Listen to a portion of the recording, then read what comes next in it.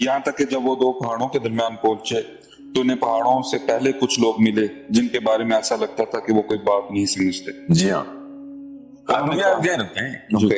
ایک حتی اذا بلغ بین السدین. کہاں ہے پہاڑ؟ ادھر عربی میں تو کہیں نہیں لکھا پہاڑوں کے بیچ میں پہنچے. پہاڑ کا تو لفظ ہی نہیں ہے آیت میں. بین بین السدین، سدین کے بیچ میں آئے اور سمجھ لیں کہ یہ پہاڑ ہے. تو اسی آیت کا آخری لفظ آپ نے پہاڑ میں لینا تھا، وہ تو نہیں لیا کسی نے. بین السدین میں آئے ہیں، سمجھ لیں دو پہاڑوں کے بیچ میں آئے ہیں ذوالقرنین، اور اینڈ میں آ کے انہوں نے سدا ہی کریٹ کیا، تیسرا پہاڑ بنایا انہوں نے. اب صدف کی جمع صدافین، آپ ڈھونڈیں صدف پہاڑ. کہتے ہیں قرآن نے کہیں لفظ صدف کا پہاڑ کے لیے یوز نہیں کیا. انہوں نے یہاں ترجمہ کیا ہے کہ دو پہاڑوں کے درمیان اس کو برابر نہیں. میں ایگری نہیں ہوں. انہوں نے تو ذوالقرنین نے پہاڑ تو نہیں بنایا نا. ہم سب کو پتا ہے کہ ذوالقرنین نے according to the classical definition دیوار بنائی ہے نا. تو پھر یہاں پہ دو دیواروں کے بیچ میں پہنچا ہے نا، دو پہاڑوں کے بیچ میں کیوں پہنچا رہے ہیں؟ انہوں نے بعد میں دیوار کیا اور پہلے جی کیونکہ سدین پہاڑ ہیں ہی نہیں. کون بتائے گا؟ قرآن خود بتائے گا، کوئی اور نہیں بتائے گا.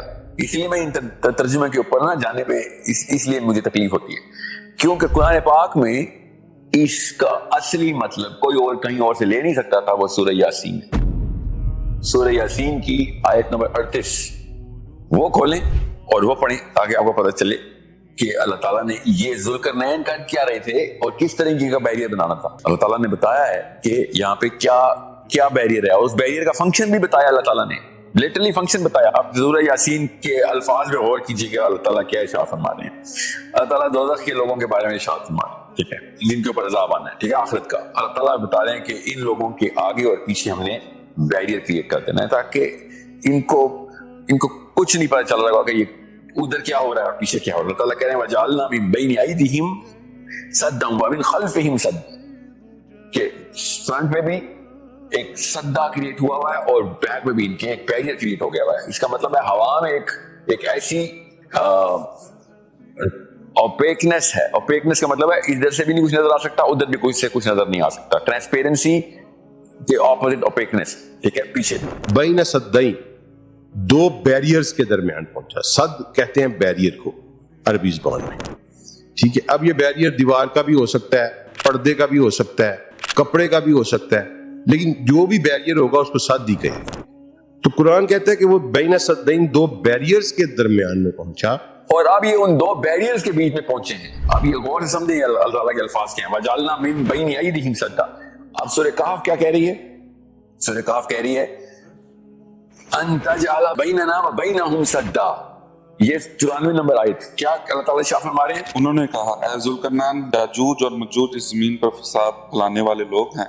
جی تو ہم آپ کو پیسے دے دیتے ہیں، خدا را ہمیں ہمارے ان کے خلاف ہمیں کوئی دیوار، کوئی پروٹیکشن کر دو جس سے ہم بچ جائیں. اور وہ گیا کہاں تھا؟ بین صدین، دو بیریئرز کے درمیان. ایک بیریئر ادھر اور ایک بیریئر ادھر، اور بیچ میں ایک قوم ہے. وہ پیتھ ویز ہیں جس کے اندر بیریئر ہے، جس کے دروازے میں بیریئر لگے، اور ان کے بیچ میں ذوالقرنین آ گئے. اللہ تعالیٰ یہ بتا رہے ہیں.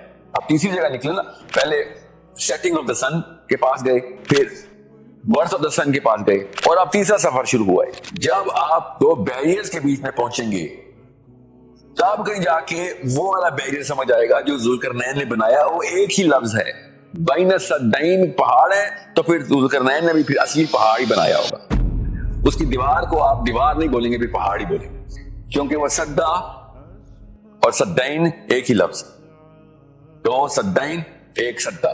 یہ قرآن پاک خود بتا رہا ہے پیدل پہ اپنی آیات میں. آپ نے ایک جگہ پہاڑ لے کے، جیسے اوپر سبابہ کو ایک جگہ وسائل لے کے دوسری جگہ راستہ بنا دیا، اس طریقے سے اوپر سدین کو ایک جگہ پہاڑ بنا کے تیسری جگہ دیوار نہیں بنا سکتے. سو قرآن پاک نے بتایا ہوا ہے کہ کس طریقے کا بیریئر ہے اور کیا معاملہ ہے کہ ذوالقرنین کے سامنے اس کے ساتھ ہوا ہے. جی. اور ہم نے ایک آڑ ان کے آگے کھڑی کر دی ہے.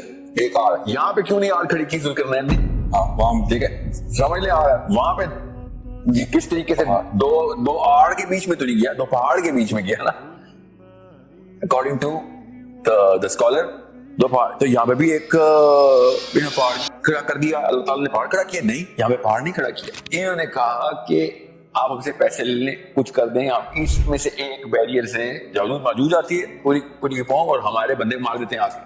اور یہ ان کا مطلب جب بھوک لگتی ہے ہمارے پاس آگے بندے کھا جاتے ہیں, فساد کر رہے ہیں بار بار, اور یہ پوری قوم ہے, ہم ان کے بارے میں اور کچھ نہیں کر سکتے. تو جس طریقے سے انٹر ہوا ہے نا, اسی طریقے سے یہ انٹر ہوتے ہیں. اس لیے وہ ذوالقرنین سے کہہ رہے ہیں کہ ہیلپ کرو ہمیں, ہم سمجھ رہے تم ہمیں مارنے آئے ہو, مگر تم تو مارنے نہیں آئے ہو, تمہارے پاس بھی ایک لشکر ہے, ہمارے پاس کوئی اس طرح کی طاقت نہیں ہے کہ نہ ان بیریئر سے ہم کراس کر سکیں. تمہیں یہ پتا کیسے بناتے ہیں, کراس کرتے ہیں یا بند کرتے ہوں گے, تو پلیز ہم سے پیسے لے لو, یہ کام ہمارے لیے کر دو. یہ دوسرے والے بیریئر سے انٹری اینڈ ایگزٹ ہو رہا ہے. یہاں تک کہ جب ان دونوں پہاڑوں کے درمیان یہ دیوار برابر کر دی تو حکم دیا کہ آگ تیز جلاؤ. تا وقت کیا لوہے کی ان چادروں کو بالکل آگ کر دیا, تو فرمایا میرے پاس لاؤ, اس پر پگھلا ہوا تانبا ڈال دوں. دیوار مکمل ہوگی جناب. اچھا, اب بہت غور سے سمجھیں. ادھر ایک تیسرا لفظ استعمال ہوا ہے, نہ صدین کا نہ ردما. ادھر لفظ استعمال ہوا ہے صدفین. اور سمجھیں. اب قرآن نے جب کہا بین صدفین, صدفین از دا کی ہیئر, یہ ہے وہ کی جس کی وجہ سے میں نے پورا ذوالقرنین کا قصہ سنایا آپ کو.